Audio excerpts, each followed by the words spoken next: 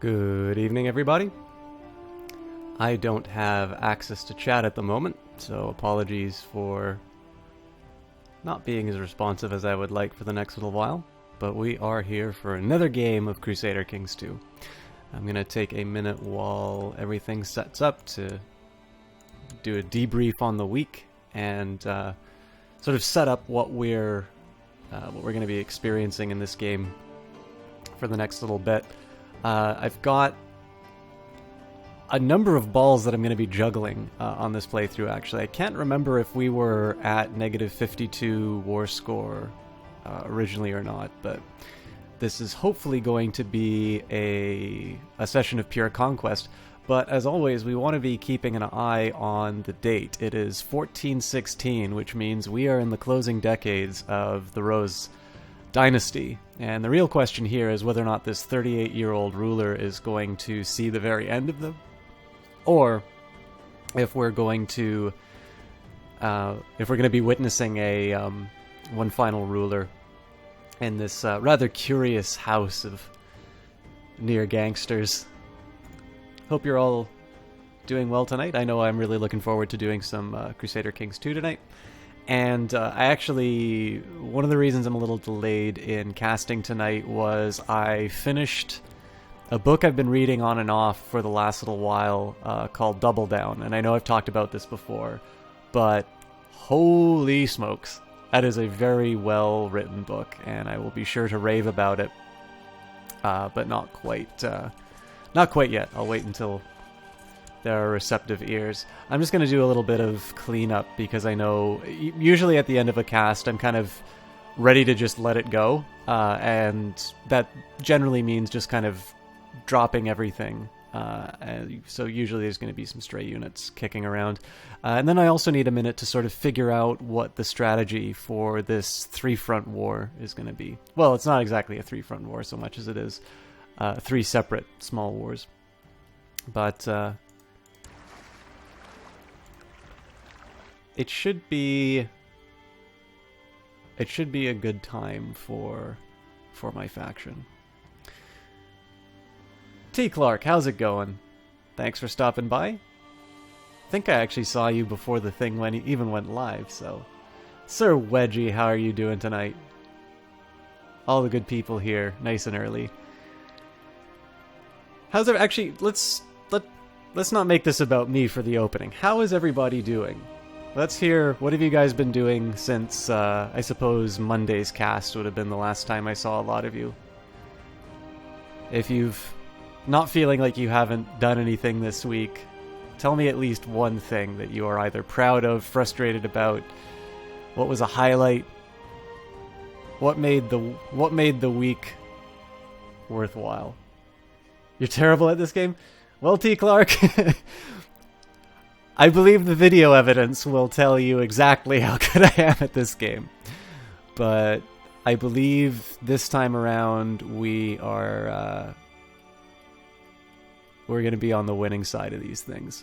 I will give a bit of a recap in terms of the last playthrough and sort of what the closing decades are going to be of this. I will also comment, I don't want to tilt my hand too much, but hey, it's the windmill of friendship.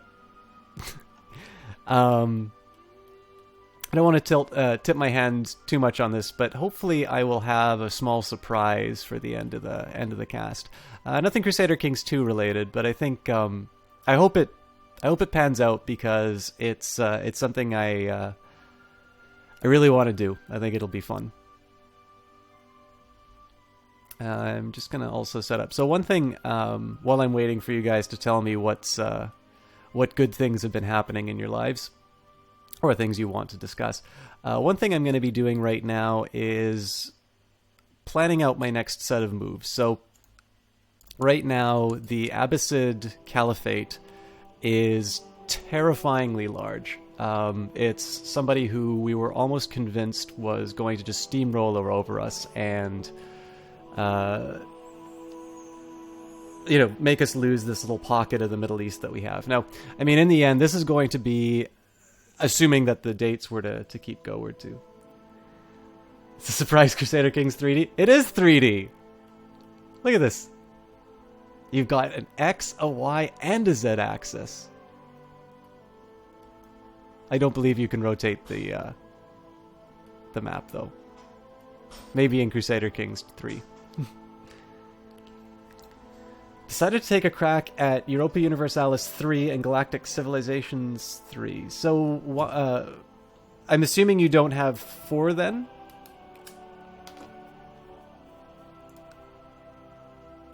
Wedgie grabs his 3D glasses. Nice.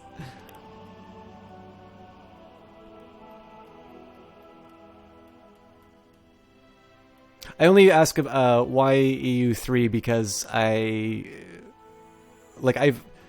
the only quote-unquote older version of a game that I've had has actually been Crusader, or no, not Crusader, Hearts of Iron 3, because I know Hearts of Iron 4 is in beta right now, or alpha, or whatever they're calling it. Don't have EU4 yet. Gotcha. Honestly, like Personally, I found Europa Universalis 4 to be a lot more difficult to get into. I think it's probably because the combat in Crusader Kings really seems to be directly a numbers game. With maybe the exception of some of my engagements up here in Hungary. But for the most part, as long as you have a larger force, and particularly an overwhelmingly large force, you're going to win. In Europa Universalis 4, I've had armies of substantial size be crushed in just these absolute nonsense engagements. So it's why I've had a little bit of difficulty getting into that particular title. But how are you enjoying EU3? And I'm also very curious about Galactic Civilizations 3. I don't know that much about it. And for those of you who are new, there's normally just a little bit of banter and chat before we start with the game. I usually get my housekeeping done without any kind of commentary, but once that's done, once we've had some of the bodies file in, we'll be underway and closing this strange dynasty known as the House of Rose.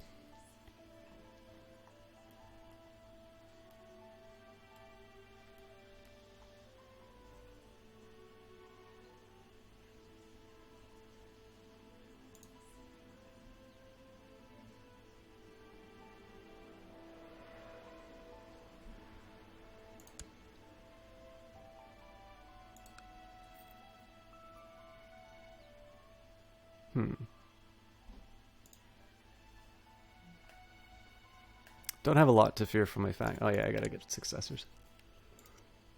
I'm always really short on potential successors to my my bishops.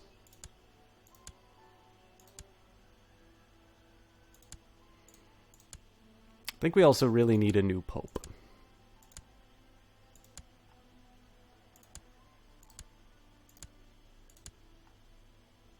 Who am I trying to assassinate right now?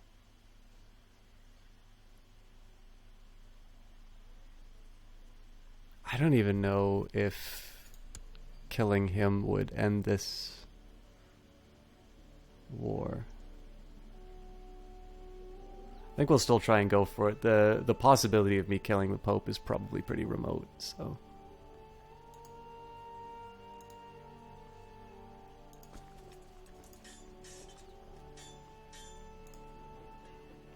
U3 is rough. Paradox games in general are rough. Yeah, absolutely. They make amazing strategy games, but yeah, the tutorials are uniquely bad for their games. I am incidentally going to be, at some point, I mean, I'm definitely overcommitting to things, so I sadly can't put deadlines on them, but I am actually going to make a series of tutorials for Crusader Kings.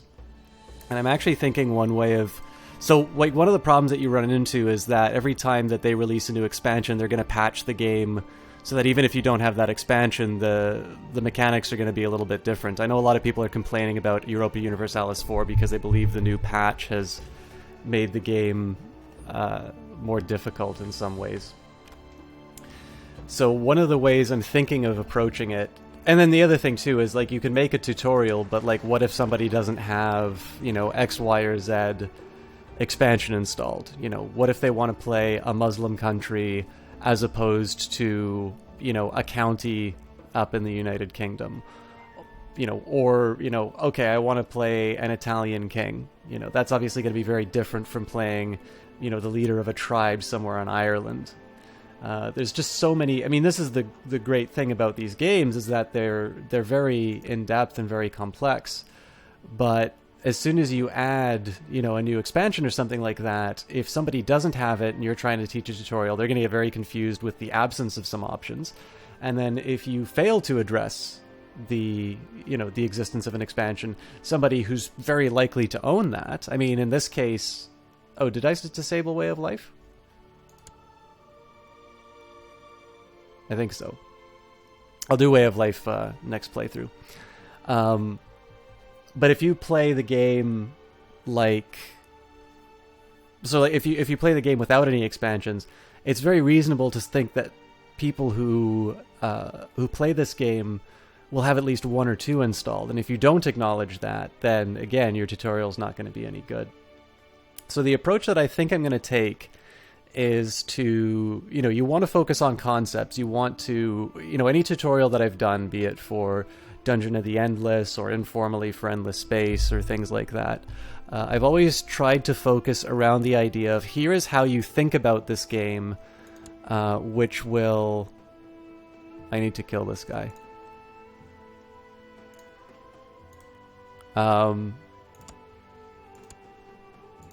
Basically, the tutorials are a little bit more about, here is how you think about this game, rather than this is how to play the game, if that makes sense. The idea of saying that you can pretend that there's only one way to play these games, and here's the optimal strategy. And if there is an optimal strategy, I'm probably not going to be the guy to find it, to be perfectly frank. But I think to focus on concepts and say, here is a way that you can think about Crusader Kings 2 that's going to allow you to make your own decisions and play the game better.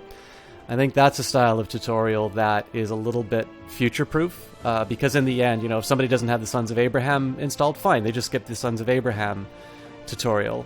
And then the majority of the game mechanics are covered in the core game tutorial. And I mean, theoretically, if I do the same for Europa Universalis, that'll wind up teaching me the game. But obviously that's easier said than done. Alright, so I'm going to talk very briefly about the book that I read, because I thought it was really good, and whether or not you guys decide to check it out yourself, I'll at least do my best to explain how great it is. I'll set up the context in which we find ourselves in this little game, and then we'll get on with it. So the book that I read on the way here, this is partially responsible for the later start, so it was more of my decision rather than circumstances beyond my control, so sorry for that. But I've been reading this book called Double Down, which is the sequel to to a book called Game Change. Game Change is about the 2008 presidential election, and Double Down is about the 2012 presidential election. So the first one is about Obama versus McCain, and the follow-up is about Obama versus Romney. And there is a movie that was made. It's an HBO film called Game Change, and in this particular case, it focuses on McCain-Palin. And Julianne Moore plays Sarah Palin. I did not realize who it was until the credits rolled. She did a very good job portraying Palin.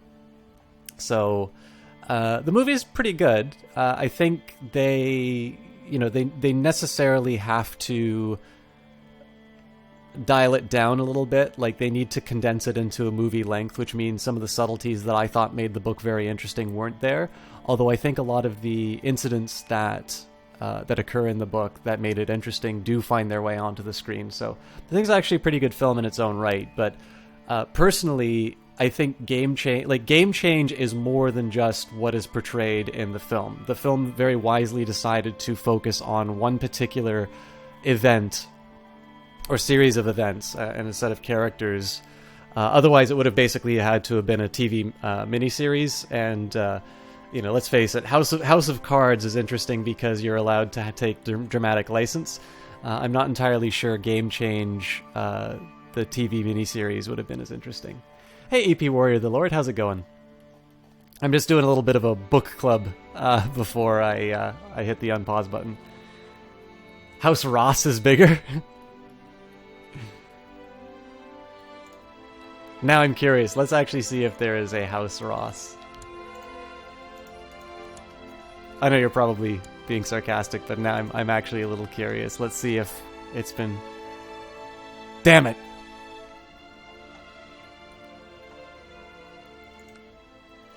I was hoping to be able to take your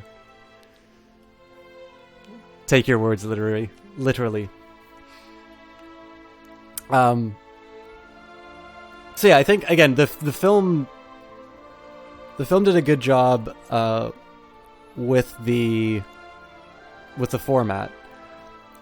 It's in Jerusalem. Where'd Jerusalem go?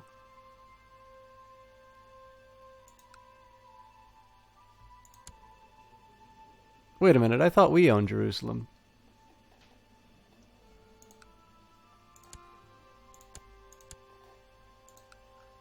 Well, I guess I get to call a crusade soon.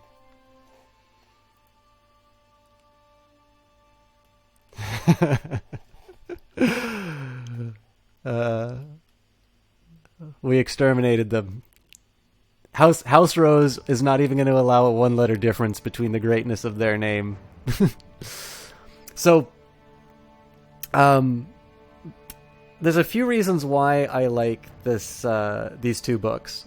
Game Change deals with a lot of... So, there's the election campaign that you see on the television. And then there's the behind the scenes. I'm very lucky in the sense that with my involvement in Canadian politics, I have a campaign manager who's also an American citizen. And so she works in American politics as well. And that's really an environment where you can actually make a living as a political operative, whereas Canada, generally you do something else unless you're seriously involved in one of the parties, and usually that means you're in Ottawa or something like that. I was talking about the movie Game Change, the HBO kind of made for TV movie based on the book of the same name. So, the funny thing about her is that the party that I had her as a campaign manager for was the Liberal Party of Canada, which is traditionally, I believe it's the one with the longest number of years governing the country. Couldn't really get into the Netflix House of Cards, the BBC House of Cards from the early mid-90s, though, that you love. T. Clark, I love the first series, and I think the second, or the first, kind of the first episode, or first, set of House of Cards is great. I think To Play the King might even be better, and the third completely falls flat for me. I didn't like the conclusion to the series at all. But I also hear you on that, T. Clark. I think what I like about the American version is that they weren't shy of making it its own, although I would like its own thing. But I was pleasantly surprised to see how true they were to the BBC original. Like, I thought for sure they were going to get rid of the the monologuing to camera, but they actually kept that in, and I think Kevin Spacey sells it well. But yeah, personally, I tremendously enjoyed To Play the King. I really liked the first House of Cards, and I didn't really care for the third. You're totally lousy? Or totally lost? Sorry. Yeah. So Game Change. So yeah, I'll roll back. I'll finish the thought about Game Change. Why I like the follow up called Double Down. And then we'll start playing the damn game. So the reason I really like Game Change as a book is that you have the political campaign as you're going to see it on television. And then I've been quite lucky to have this experience of working for a campaign manager who also works in the United States. And what's very odd is that where I've been involved with this campaign manager, it's been for the Liberal Party of Canada, again, fairly long period of time in government. Not currently the government, not even the official opposition, actually, but has this name, the Natural Governing Party of Canada. And traditionally, you would consider it to be a centrist party. I remember some people complaining about it being too right-wing for their taste, and then people complaining about it being too left-wing. So generally that's kind of where you hear, that's kind of where you hear the, I think that's kind of where you get the best case for a centrist party. Now what's equally unusual here is that, I will say that because people generally consider Canada to be a little bit more socially progressive, a centrist party in Canada still probably means that its politics are generally quite liberal in, the American talk radio sense of the term. Now, when she works in the United States, she always works for Republicans, which I've never been able to reconcile because I consider them so at odds. Like, obviously, I'm not going to go so far as to say that, all Republicans are bad people. It's one of the big problems that I have with any political discussion is that it very quickly falls into these sort of absolutes. So the nice thing about having a friend who's actively campaigned, like she personally likes Mitt Romney. Obviously he's not an active political player anymore, but during that campaign, she spoke in terms about the man himself, which she quite admired. And incidentally, in the book that I was reading, I finally actually understood that. I understood why she had that view. So the big thing is that there's this, the story that you see on the television. There's the story that you'll hear from people who work on the campaigns.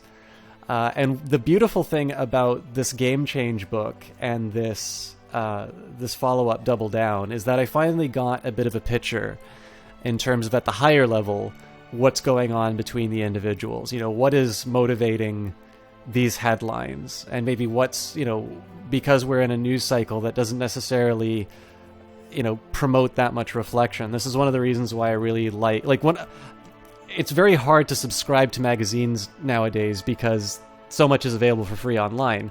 But I very happily pay a subscription to Foreign Affairs precisely because these are, they're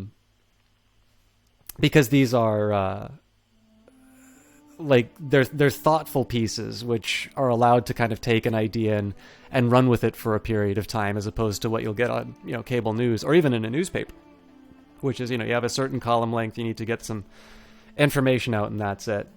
Yeah, and EP Worry the Lord, I think the biggest thing that I got from reading Double Down was the difference between the perceptions that came from an election versus the man himself. Now, this doesn't mean that if I was an American citizen that I would have voted for the man, but where I found him quite unlikable for the majority of the coverage that I saw in the U.S. campaign, I was finally able to reconcile my friend's very strong advocacy of him. And I mean, again, she's getting paid to work on these campaigns, right? But that's very different from what she was saying to me in terms of why she liked this guy and thought he would be the better president. I had, to me, it was just, okay, well, she's speaking to her party, right? This is clearly not a personal affection for the guy. Even though she's doing a good job of selling it that way. Reading the book, I finally I got where she was coming from.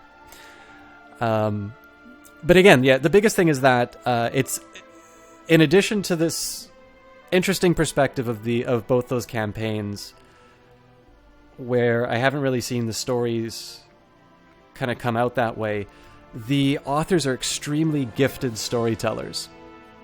So the part that I read, and the closing moments that I read in Double Down, it's just after it's after the first debate where Obama turned in a very poor performance and Romney did a very strong one, and it's really looking like the election's hinging on the performance of the second debate.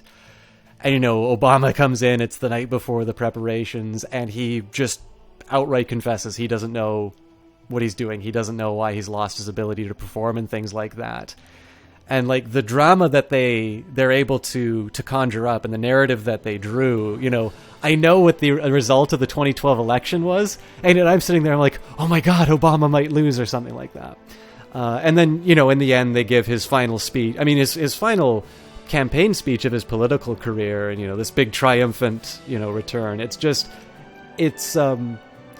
It's easy to read a high fantasy book and expect a nice narrative arc, but I think what's great is that this is a nonfiction book which was able to get that same kind of drama and humanity to all of its characters, including people who I generally find unlikable from reading headlines.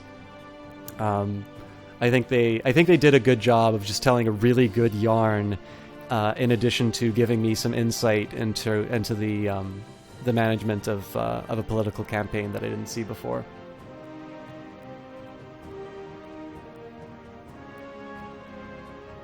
Yeah, AP War. I'm largely speaking about this as personalities. Like, clearly, on a policy, like, one of the biggest things that kind of gets me about politics is I find it very difficult to find candidates where I have complete common ground with.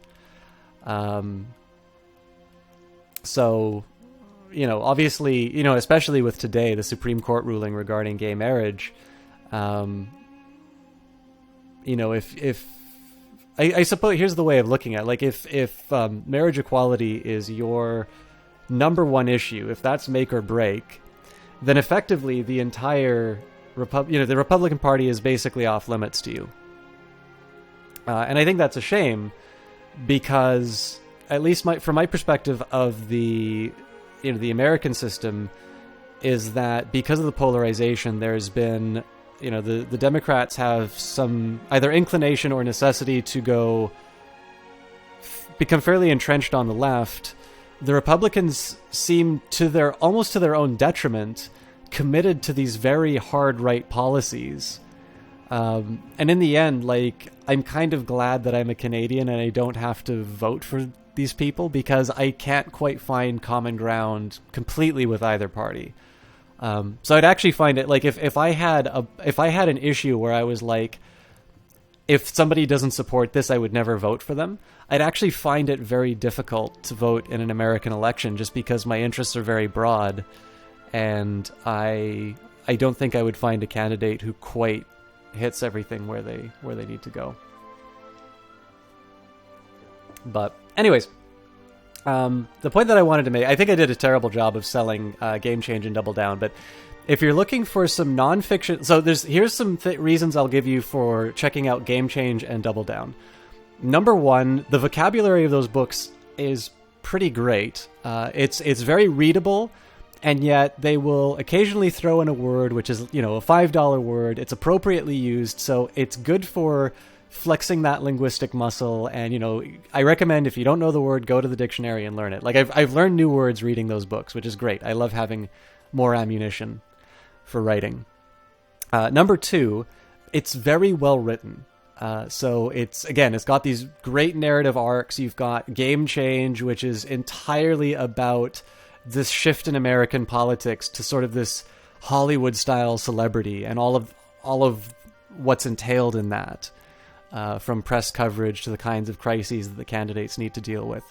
Double Down is, a lot of the characters who appeared in the previous book, 4 years on.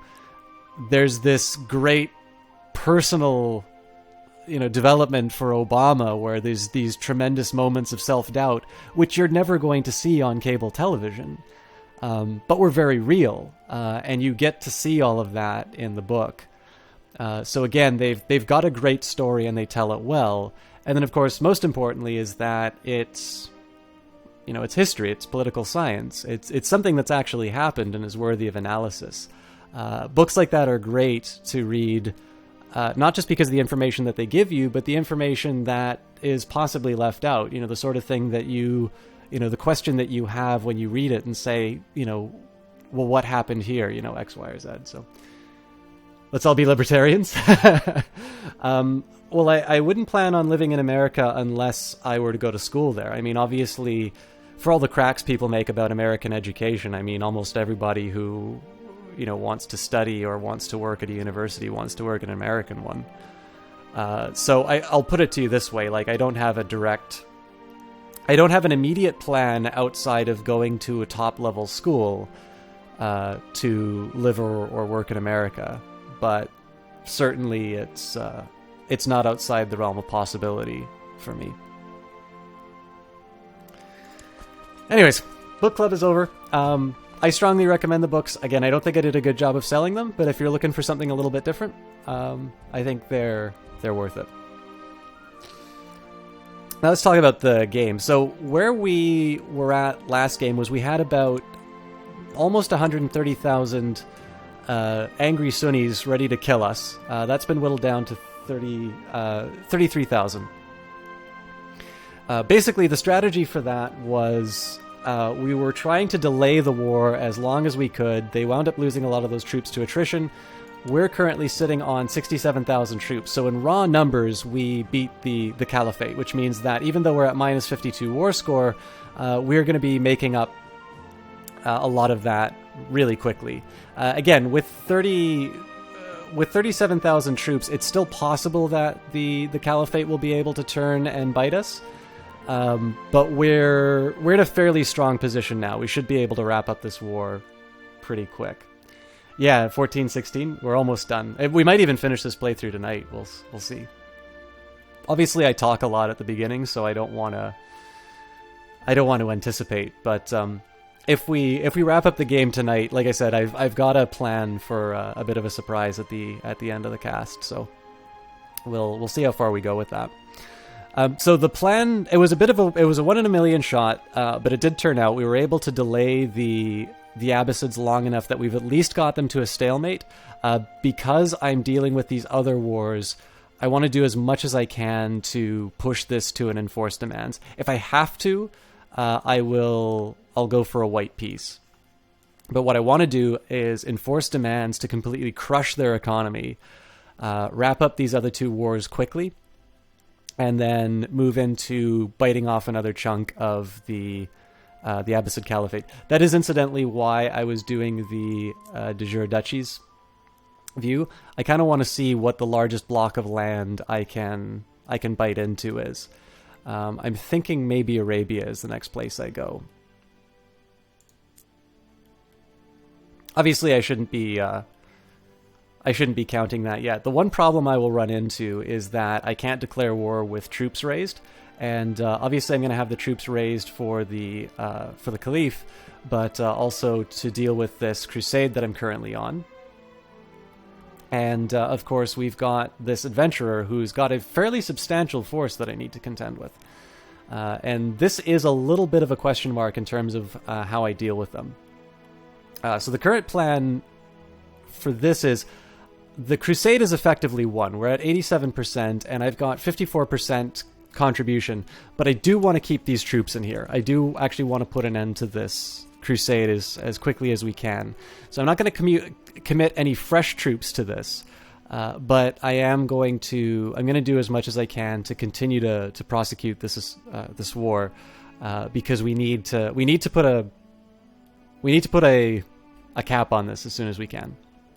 It's nice though that the Catholics have about 10,000 troops in the area. Looking at our opponent, we're basically looking at 800 troop resistance. So it's basically a done deal here.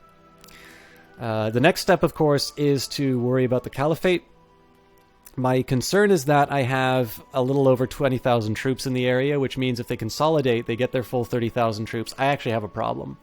But the hope here is that I'm going to be able to retake my existing territory, which is going to start tilting the war score in my favor. So it's going to erase their gains, and then they're also going to start losing war score because they haven't taken the objectives. And then I can possibly consider of expanding out into some of the other territories, killing troops as I find them, but more importantly, taking away territory from them.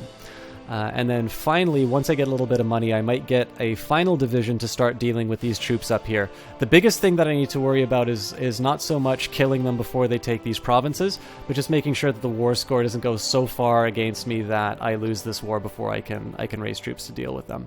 I'm not that concerned about them, but I do need to make sure that I deal with it in a timely fashion, because if I spend too much time dealing with this adventurer, then the Caliphate's going to rebuild their forces. I'm not going to be able to take territory from them. The current cycle is the Caliphate oversteps its bounds, I knock them back, I use that to declare war on them and take more territory, and that basically starts rolling back their ability to make war on me. They still have a huge advantage as far as troops are concerned. The other thing I might consider is actually trying to retake Jerusalem. I need to think about that. How inconvenient would it have been if the game weren't paused while I was talking? You can just imagine SC getting talked to for 30 minutes, goes to unpause and finds the day's just happily ticking.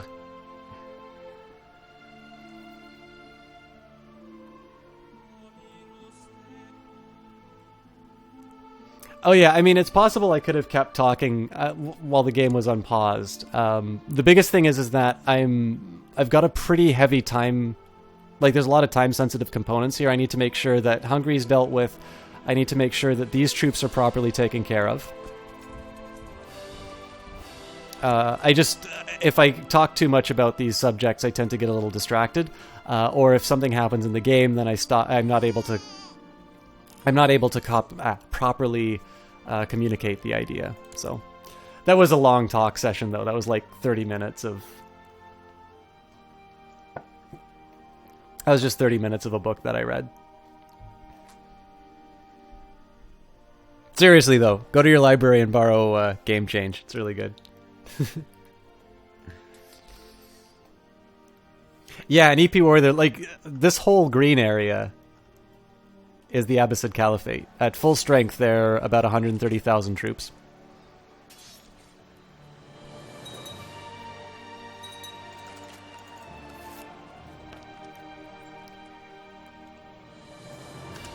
Ah, yes, and most importantly, we have been undergoing a fairly major conversion effort to see the spread of Catholicism. Look at that. It's beautiful. Looks like we still have a little bit of work to do. We haven't quite stomped out West African religion, but we will. And then we'll start eliminating the rest of the world's religions. Yeah, the Abbasids are impressive. Superior Blaze, aren't you streaming? I'm really happy to see you here, but I thought you were doing your 24-hour stream.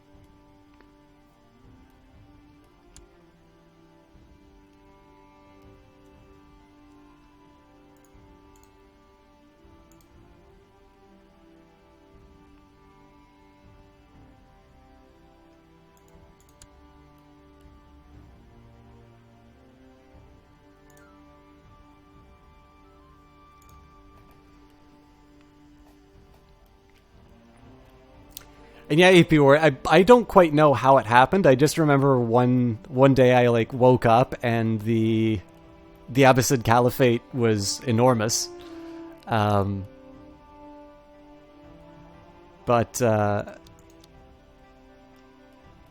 it didn't become... It wasn't really a problem for me until I think this is probably just a siege finishing. Yep.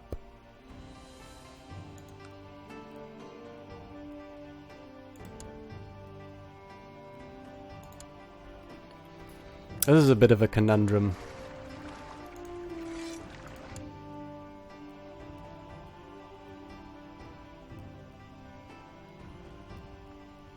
I mean, maybe I do need to get like a 30,000 strong force, because they're gonna be rampaging across these areas pretty quickly. On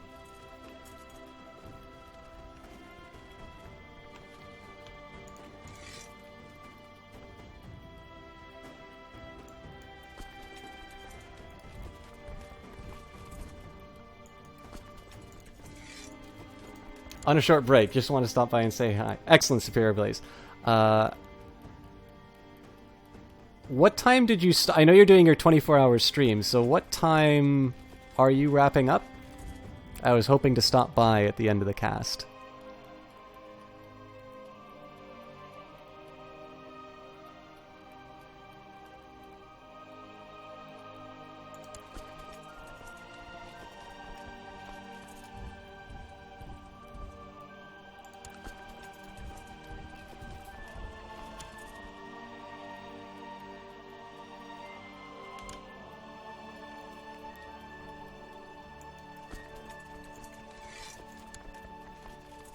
So the plan here is to... It looks like I've gutted the...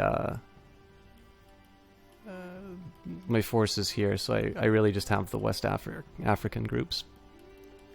So the idea here is that hopefully the combined forces on the island and from Africa are going to be enough to deal with the adventurer. It's a pretty doubtful prospect, though. I actually think I'm undercommitted. This isn't looking that strong. But we'll see. I'm not really good at eyeballing these numbers.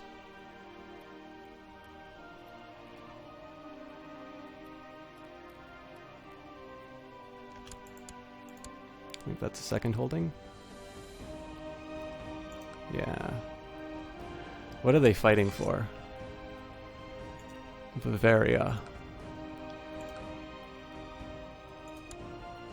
Oh, Kingdom of Bavaria. Okay, so they're gonna be fighting a while. Not for a while, you still have a long time to go. Okay, good. I know I was going to... we talked about this earlier, how I was going to stop in. My afternoon got completely blown. But I came up with a solution. Once I knew I wasn't going to be able to stop by in the afternoon, I had an idea, which I'm keeping under my hat for a little while. But how's your... well, I obviously don't let me keep you from your stream, but while you're here, how's the stream been going? I think you're doing Portal right now?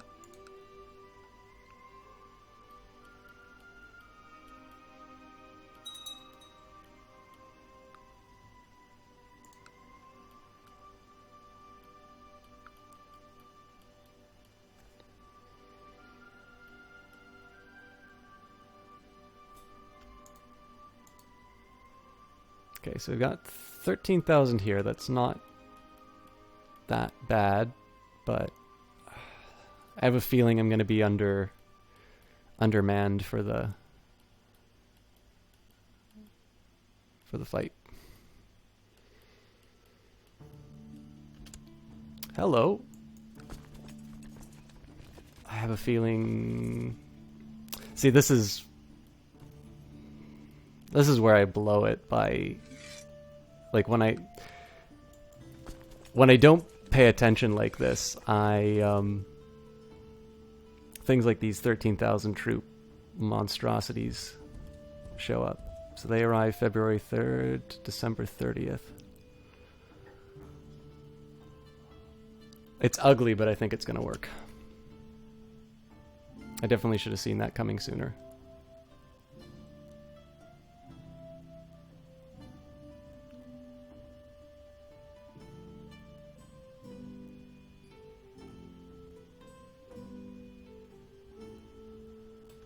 Oh, wait, no, they're going to lose. February 3rd? It's going to take them a full month?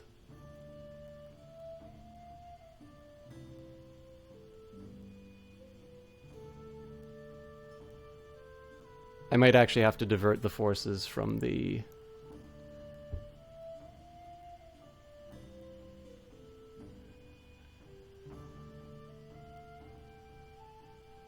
I might actually have to divert the forces that were on their way to Bavaria.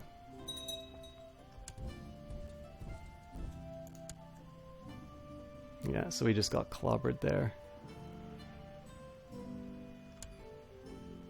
Fortunately, their morale is down, so this 9,000 troop...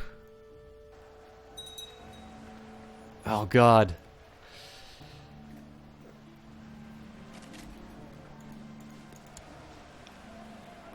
I think I just snatched defeat from the jaws of victory.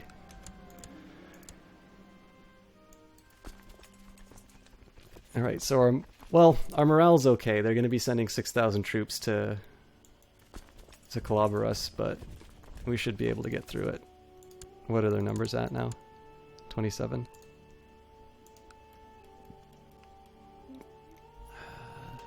They've still got a doom stack. Okay, so we've got 20,000 troops here.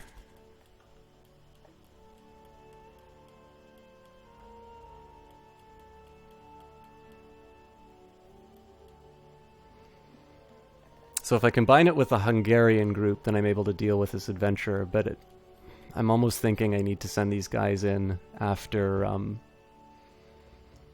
the Abbasids. You know, I think the better thing to do is just stack these guys up and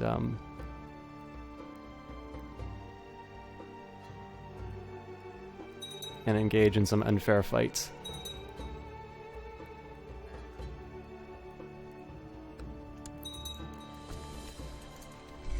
So my original inclination would be to just go straight for the siege, but I need to get this this land battle done. And they're running. That's actually not good for me if they get away, so I'm going to chase them down.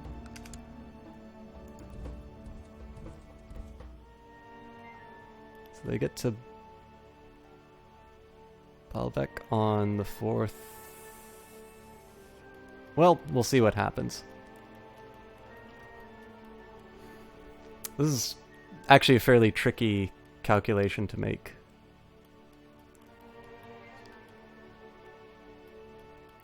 I'll start by raising the boats.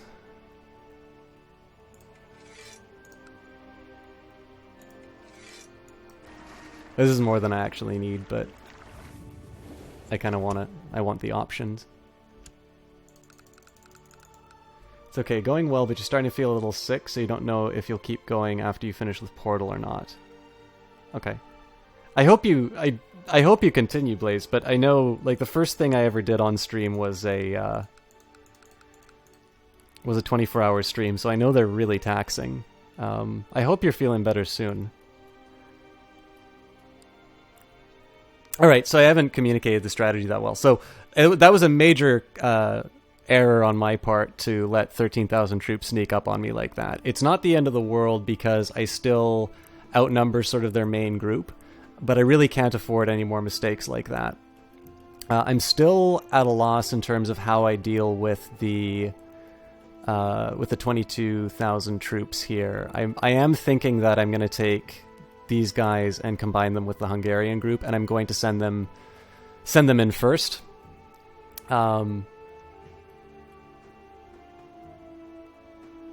It also makes sense to wrap up the fight with the Caliphate first, just because in the end they're going to be the group that I want to declare war on immediately after. But what it basically does is it puts me from a position where I basically couldn't screw up the end to all of a sudden a situation where if they get another good attack on me like that, I either need to kind of dump these troops and send them back in, or I need to commit reinforcements or maybe hire mercenaries or something like that. It's a more fragile strategic position than I wanted to be in. Alright, see you later, Blaze. Have a good rest of your stream, and I hope to see you soon.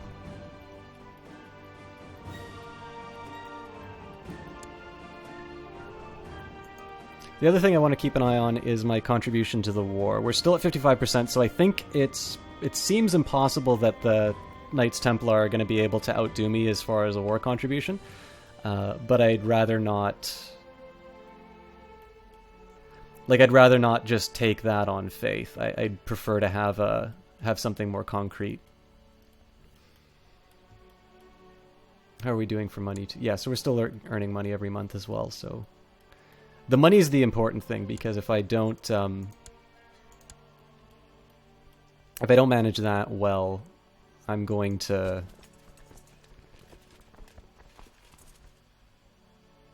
We're always arriving too late.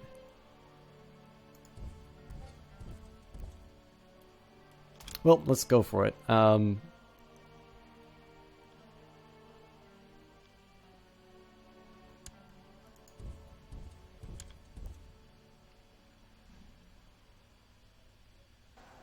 There we go. And we're losing.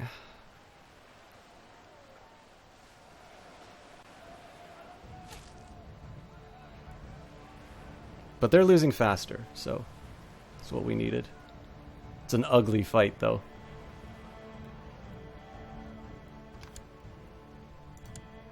I don't know if I can afford to chase them or not.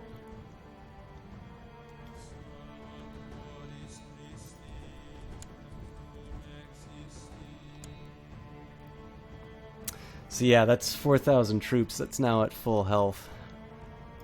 So I think we need to... head back.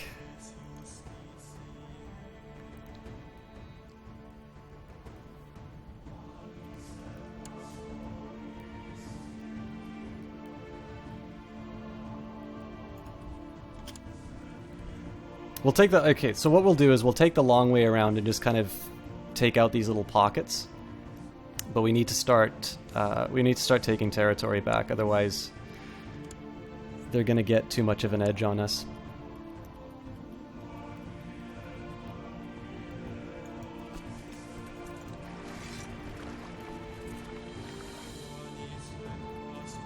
So we got another 3,000 troops here, which means that in theory...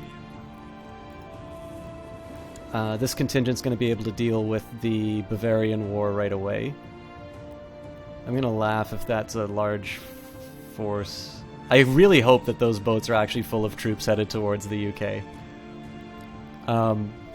So I think I'm going to have enough troops to be able to deal with the Adventurer without adding the Hungarian troops. But I'm not convinced that that's the right way to do that engagement.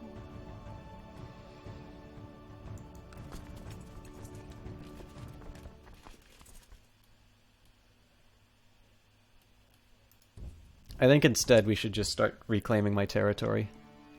We're making some gains in terms of the war score, and it's a little dangerous because look, there's like 550 here and there, right? So it's like, yeah. They're getting aggressive again.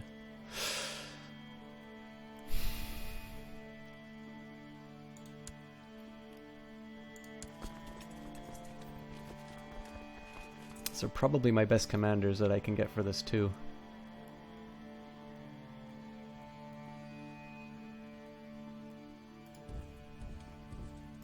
You know what? Let's go for it. We still outnumber them. But I have a feeling this is going to be a really costly engagement again.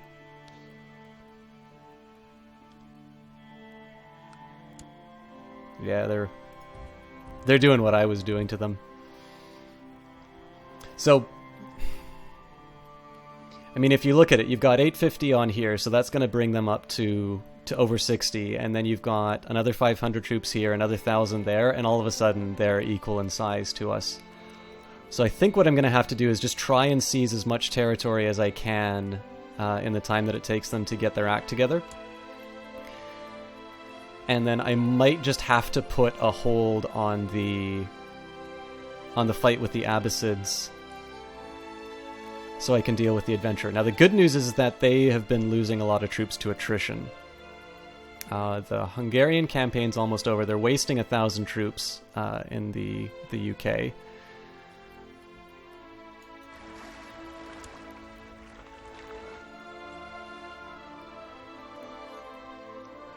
So basically the numbers are on our side, and we just need to make sure that time is as well. Oh my god, okay. That's no good. Well,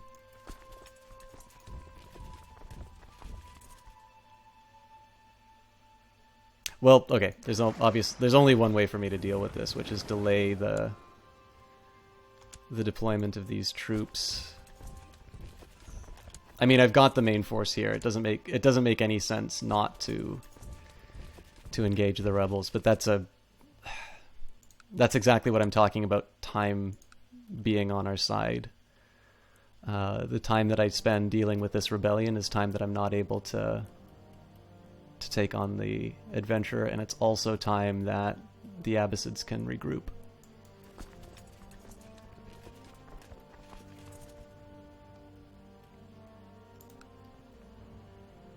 So there's two this is going to be the first spot, because if I can get these two holdings and basically clear it out, that's a full province. This is going to be about 4 provinces worth of sieging, and I suspect probably they're going to be able to defend that a little bit better. So in this case, we're going to try and take is it Azukara first. The crusade is almost done. The big problem, one of the reasons why I'm waiting for this crusade to finish as well, is I really don't want to pit 48,000 against 2,400. So if I want to commit them to this engagement, I'm going to need to wait till the crusade's over. And now I've got rebels to deal with. So let me just make sure that these guys aren't going to get caught. They move on September 17th. They're September 19th, so I'm going to have enough time.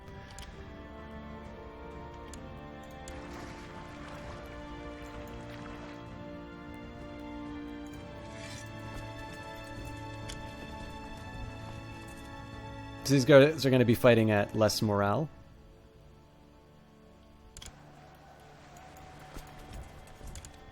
But obviously the numbers are in our favor.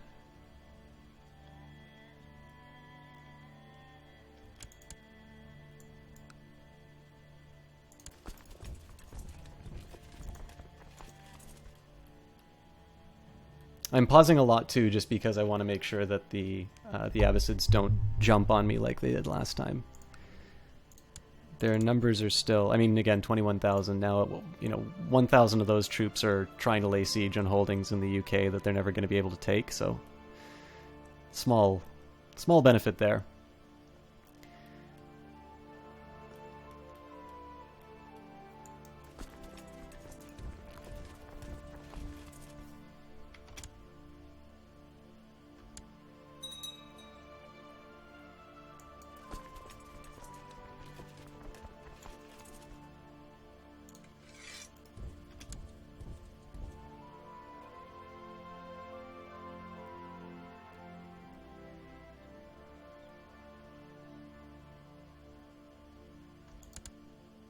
And this rebellion miraculously isn't dead yet. Which again is bad for me because I need to get this show on the road.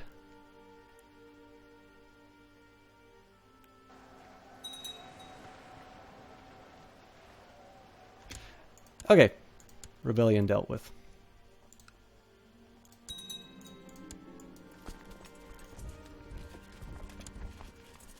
You love watching Europa Universalis and CK gameplay on Twitch and YouTube. It's fascinating seeing how much the world map changes through history. Sometimes it's all because of one war, even a single battle turning the tides in favor of one kingdom over another. I agree. Like, I think... what did we just lose? Okay, I can accept that. This is going to be something... So one of the things that I really liked doing with Dota 2, and I'm going to do with some other games, are just kind of these big teardowns of how the games work and what makes them interesting. And I think one of the things that really attracts me to these Paradox titles... Like, honestly, as a game developer, I'm not that crazy about Paradox. But these games are unique. There's really nothing quite like them. And so I give them credit for that. And I think one of the things that's really at the heart... Like, this is something I've been thinking about a lot in regards to, my research interests and my... just my general inclinations, and then some of the books I was signing out of the library and things like that, is what these games are really... What makes these games really interesting is... It's, as everybody calls them, like these giant spreadsheet games, right? There's so much information. Like, if I just want to look at my ruler, here's all of his natural abilities. Here are, numbers as far as his forces are concerned. His wife, similar deal. There's a ton of information that this game throws at you. And this is where it can become really off-putting, right? But I think what is the most rewarding, and there's a few different threads going on with this idea, is how they convey information. This isn't something that I notice with all economists, but there's a lot of economists that I'm interested in or I have talked to personally, but it's not uncommon to find an interest in maps or geography with these guys. Hey, Fragman777, how's it going? Welcome to the stream. I believe this is the first time I've seen you here. My apologies if I misdiagnosed that. I'm starting to get a little bit bad in terms of remembering people who've stopped by before. But If it is your first time, welcome. If you've come back, welcome back. And please let me know so I can remember for next time. But the question then comes is like, why is it not uncommon for me to run into, you know, economist friends or economists that I like listening to? Why is it that these guys are interested in maps? No, first time? Okay, great. Thanks for stopping by. I apologize for the visual quality of the stream. I'm suffering from a pretty thin upload ability, but fortunately Crusader Kings 2 is a game that doesn't rely on high motion the same way that something like, I don't know, Unreal Tournament does. So I hope you enjoy your stay while you're here. So, you know, this is... when we talk about maps, you know, why would an economist, or why would it be common for these economists to be interested in maps? You know, this is the one view that you almost never see me use in this game. And it's not to say that this isn't a good-looking map, right? I mean, it reflects the... You know, I can immediately tell that it's winter, right? I do see this from the December in the top right-hand corner, but, you know, I look at the screen and there's snow all over the place, right? You know, I can zoom in close, and if I want to see what it looks like, you know, this great war going on in the desert, you know, I get to see that too. Their models are not unattractive. You know, this is a perfectly serviceable map, but when it comes down to a game like this, which is all about, you know, different bits of information, you know, who are your vassals? Who are you communicating with? What do they want? The direct geographic information is not that pertinent. What is pertinent is who owns what. And so we switch to the Independent Realms view, you know.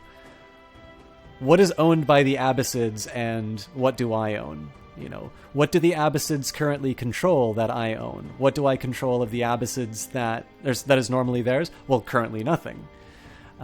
This is all communicated through the Independent Realms. You know, traditionally, what are the duchies? You have that here. There's absolutely no information about who currently owns it at the moment. I go back to the Independent Realms. So what I think these Paradox titles do very well is convey the information that you want in attractive ways. You know, if I want to know the religion of areas, I have that here. Economy, there you go. So what's... you know, then we come to, okay, so, you know, I was talking about economists. Why is that relevant? In the end, the books that I signed at the library last week were these books by Edward Tufte, or maybe it's Tuft. I don't know how to pronounce it, but basically it's about the visual display of quantitative information. What am I explaining or whatnot? Well, right now I'm just kind of talking... We're talking a little bit about the relative difficulty of these Paradox games, and it's just an observation about some of my studies that I was making. I will be unpausing the game and continuing on with this fight, but I'm also holding off a little bit because there's almost 10,000 troops up here and 6,000 troops here, and I only have 7,000. So the longer I can put off the Hour of Doom, the happier I am. But basically, I think the reason why you'll find either this, you know, this interest in economists with maps, and where the Paradox titles become interesting to watch or interesting to play, is that you have these, you know, one, you've got a big wall of information, but I think what makes these games effective is that they are able to parcel that information out to you in interesting and appealing ways. So that if you want to know how to play the game well, or if you want to be able to be effective in your decision making, really it's not memorizing what's in every single menu here so much as knowing where do I get the information that I need to to make the best decision. So, you know, right now I have allies in the north here which have told me that there's 10,000 troops coming to kill me. That's going to be informing my decision of what I do with these 20,000 troops over here. Oh, the terrain map in these games for you, as nice as they look, are functionally pretty useless. Absolutely. There's really no reason ever to use the terrain maps because they don't convey any useful information. I agree completely, T. Clark. And so in the end, that's where, you know, my economic interests, or arguably the interests of economists, if my diagnosis of their odd interest in maps comes together, is I can remember when I was talking with my thesis advisor. I'm just going to slow down the speed and unpause. So I can get a slow... I can at least make some progress while I'm talking.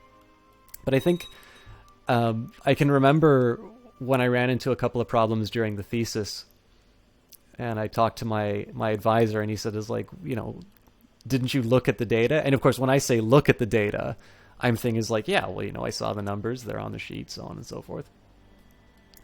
But he says, you know, did you plot it? And I'm like, well, I thought I just took a look at the summary statistics. I got what I need. And he says to me, that's the rookie mistake. And, there's this interesting idea, or not an interesting idea, but it's this bit of information known as Anscombe's quartet.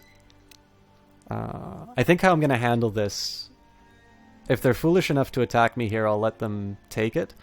I think I'm going to let them get within 2 provinces of this area, and then I'm just going to run left. What I hope is that this ship is going to arrive in this area on time.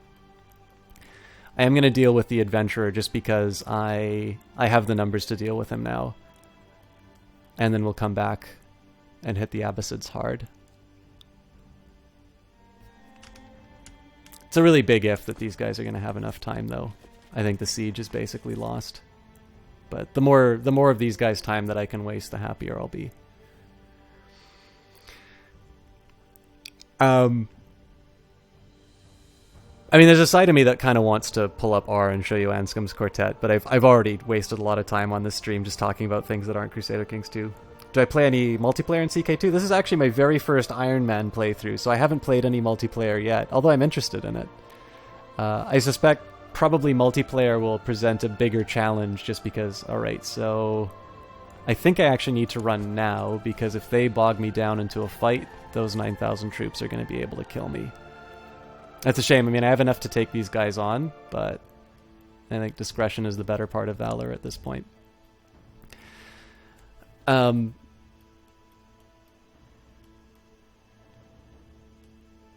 The point that he made was a really valuable one, especially for, I mean, anybody who's doing work with data, but I think is also relevant to a game like Crusader Kings 2, or oh wow, we've got 2 adventurers to deal with now. This is starting to look ugly. And a revolt. Wow.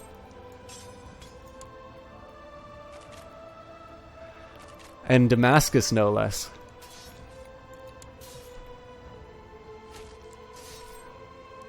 Okay. I'm going to put the talk about visualizing data on hold because my empire is falling apart.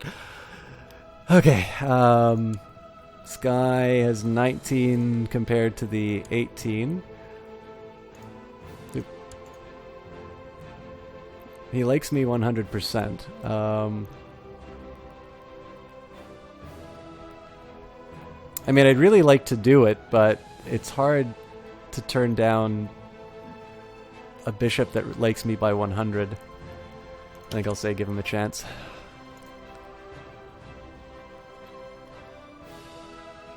Alright. How realistic is it that we're going to win this one? The right flank is dead. We're going to lose this one. We have the numbers, but they're outnumbered, they're outskilled. And I think that's basically... And then they have reinforcements coming in. So the good news is that they're going to suffer a lot of attrition over here. So the name of the game right now is to just keep... We're doing a huge juggling act right now. So what we want to do is we want to keep as many balls in the air as we can. We need to put a cap on this crusade. If that doesn't happen by taking this final holding... Oh, not final holding. We've got 2 more. Basically, we need 4% more on this crusade. And we're going to win it. We've got the highest contribution. It's only been growing. So that allows these troops to get freed up and help deal with this adventurer. Now, the nice thing is that this is the sum total of the adventurer's troop count. So once we get the main force there, we win that, and it's completely dealt with. That's not going to come up again. Now, the nice thing about... Oh, wait a minute. That's the rebellion in Damascus. So it's possible that this will actually cause a problem for the Abbasids as well, if they're dumb enough to move their troops in this area. So it sucks to lose these 7,000 troops, and if I was thinking, I probably would have disbanded them before anything. But, I mean, I have to live with that now. The worst case, I just disband them when they get defeated. If I ever want to play MP hit you up, yeah, that'd be interesting, Fragman. I'm never sure quite how it works on stream, just because my upload is so bad. But there's a couple of people who've actually communicated that they want to do MP, so it'd be nice if we could get a big group of people together. As we'll see, I'm probably going to rely on the stupidity of the AI in this game to get me through this this pickle. So here's what I'm thinking for this strategy.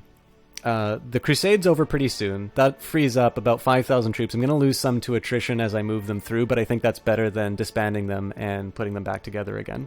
Big groups can be hard. Okay.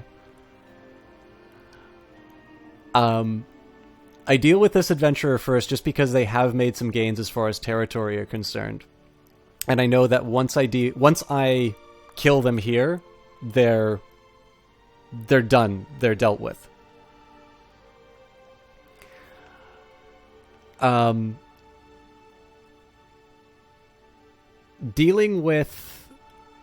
seems to me that dealing with the Abbasids and dealing with this uprising are one and the same thing. So it's going to be scary for a little while, having these guys running around. But the good news is that once I deal with the uprising, I'm going to have more troops that I can commit to those issues. The only question mark is... Oh, they're going for Britannia? Okay. Well, that's a piece of cake, because that's my home territory. I just raise my levies and they're taken care of. Oh, there they are. Okay, so that's like 26,000 troops. That is actually a worry for me, because those are numbers that I actually have to... Those are numbers that are scary to me even with my current numbers.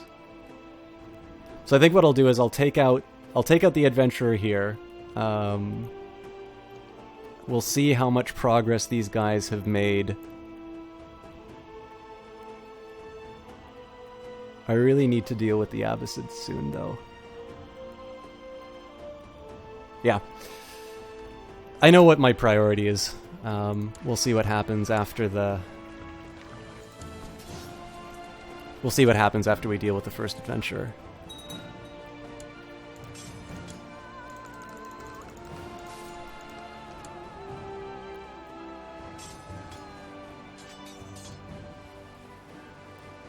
Well, it looks like their left flank is getting crushed. Oh, yeah, but we're losing our middle, so it's over.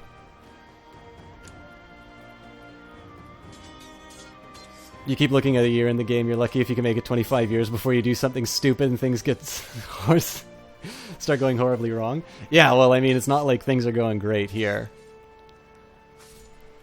Looks like they're cutting up their forces. Alright. So we lost 4,000 there. So clearly the answer in this one is just disband. I mean, it's a shame, right? Because this would be a fantastic opportunity to smash these guys, but... I mean, in the end, 26,000 troops is nothing to be scared of. It's just the sheer volume of conflict that I need to deal with that's causing problems here. All right, let me just make sure I'm not going to starve everybody. Yeah. Oh, and I can't cut it in half. Jesus Christ. All right, well, I'm just going to lose a big stack of troops then.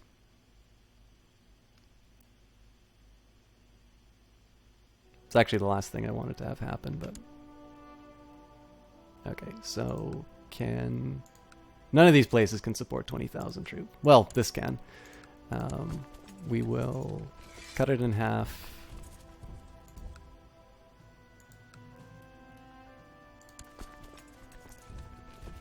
This is kind of scary to do because obviously if I'm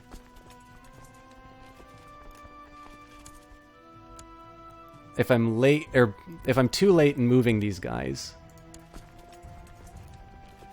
then they get bowled over by the adventurer. But if I stack them up, then they're going to... we will blackmail them. If I stack them up, then they starve, so... Okay, well, looks like the attrition's over. It's 24, 25.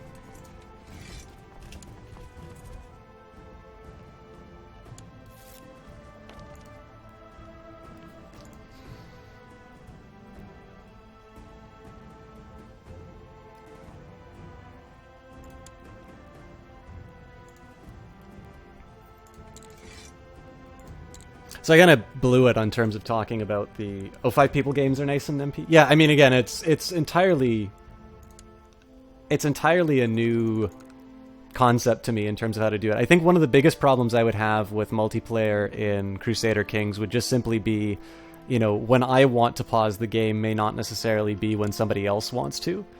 And so I'm a little curious about how they handle that. Oh, I don't feel too well. Something is wrong with me. I'm burning up with fever. My nose is running, and my head feels as if someone is banging something hard against it. Please kill me.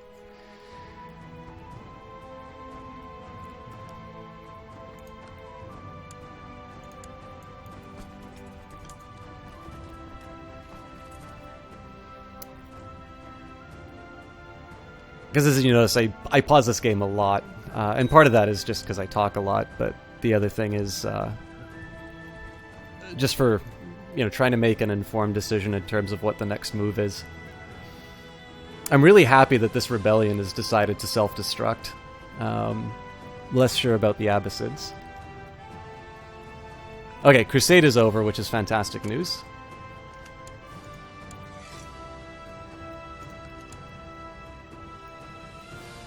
Crusade is over, which is fantastic news. There we go. Successful crusade for Hungary. Second Catholic Crusade for Hungary has ended. Pope Leo VIII has won.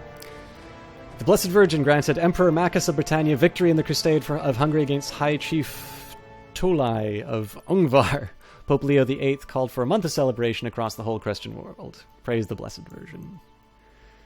And we have added yet another province to Britannia, which is probably the last thing I actually needed. Oh, let's pause that.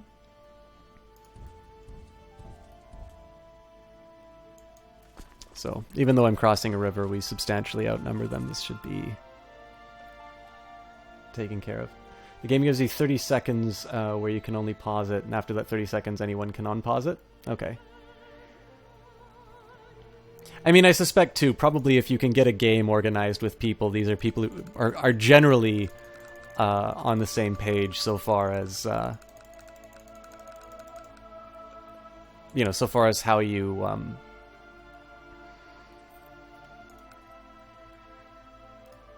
how often you pause or something like that.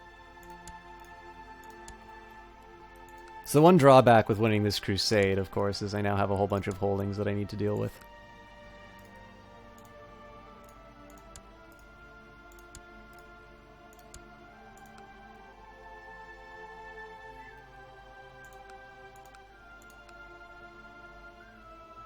I really wish I didn't give away that barony. Oh well.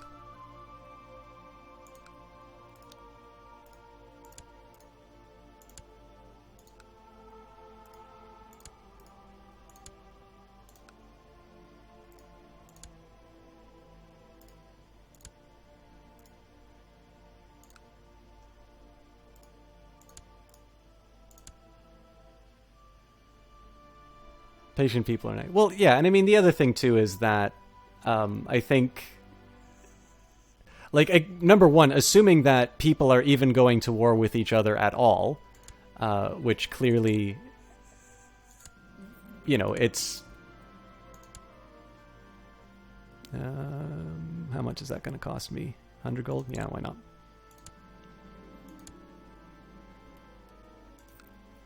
not? Clearly, that's not a given. Right, it's, you know, it could be that it's a cooperative multiplayer game, it seems to me that, when you say it's like, okay, we're going to war, you're going to have, we'll take the time at the outset, and then, some kind of common agreement in terms of making sure that you're able to, conduct the war properly, but not so, not at such an extreme level that you're wasting everybody's time. Oh yeah, T. Clark, what did you wind up picking? I know you said that you were doing Europa Universalis 3 and Galactic Civilizations, but I have a feeling the fact that you're mentioning them now suggests that you decided on something other than those two.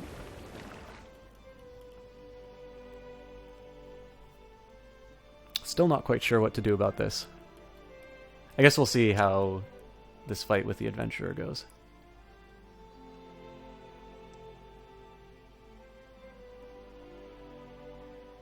Oh god. I had to give away the titles first. What am I thinking? So, which duchies are these? Transylvania and Ungvar.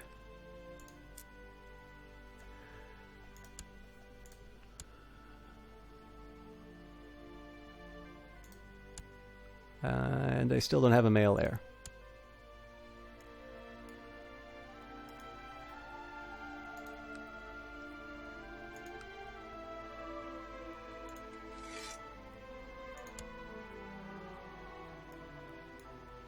Here I'm basically just trying to assign territories. I would never want to belong to any club. Seriously, Claire is following. And completely blew my sound. Is she in chat? No, she isn't. Well, thank you very much for following, seriously, Clara. Oh, you couldn't decide, so you uninstalled Star Wars Knights of the Old Republic, and install all the finalists, which were Crusader Kings 2, Galactic Civilizations 3, Hearts of Iron 3, and Total War Shogun 2. Wow. Actually, on that note, I know everybody's been really encouraging me to play Total War. I did install Rome 2 for their free... Well, I'm really glad to have you, seriously, Clara. I know, at the moment, I completely failed to articulate my comments on maps. I have no idea how long you've been watching, but really happy to have you in here. I actually should mention, for those of you, there are a couple of new faces in here. The person who just followed, Seriously Clara, is my rabbi for Twitch, also known as Twitch Mom. If you take a look up at the title, it says that there's Team Panda. It's the team that I'm affiliated with. Basically, this is a team that's been put together by the streamer Seriously Clara, excellent streamer, somebody who I had the pleasure of meeting at a Twitch meetup in my hometown of Vancouver, home city of Vancouver. And basically, she's put something together which is not so much focused in terms of viewer numbers. Obviously, I would not be qualifying if that was it. But basically, like-minded streamers, people who want to mutually support each other, and basically have fun streaming. I think it's a very kind thing that she's done. So there's basically two comments to make on that. Number one, she is an incredible streamer, partnered streamer, who is absolutely worth your follow. I think most people who are in here have probably come through knowing her. But if you're one of the people who've come for Crusader Kings 2, she's definitely a fantastic streamer that I would encourage you all to follow. But number two, the fact that she's put together this team, Team Panda, the nice thing about it is that these are people who, despite the fact that you're not going to find them on a list, like generally these are going to be people who you sometimes will find at the bottom of the list for a popular game, just because there aren't bodies in the chat room. But what's really nice about Team Panda is the fact that there's like a certain standard of quality. The great thing about the team is that if you click on that link, if you click on the Team Panda link at the top, anybody who's streaming in that is somebody that I can say with a very high degree of confidence is somebody who has a fantastic personality for streaming, somebody who is able to communicate with an audience, and of course, just because the numbers aren't going to be in there, the Twitch ranking isn't necessarily going to put them up there. The fact that Claire's put some time into curating that list gives you a chance to see some new streamers. So I'm very happy to be part of that team, but more importantly, whenever I'm you know, whenever I find myself with some of that rare idle time, it's where I'm usually hanging out.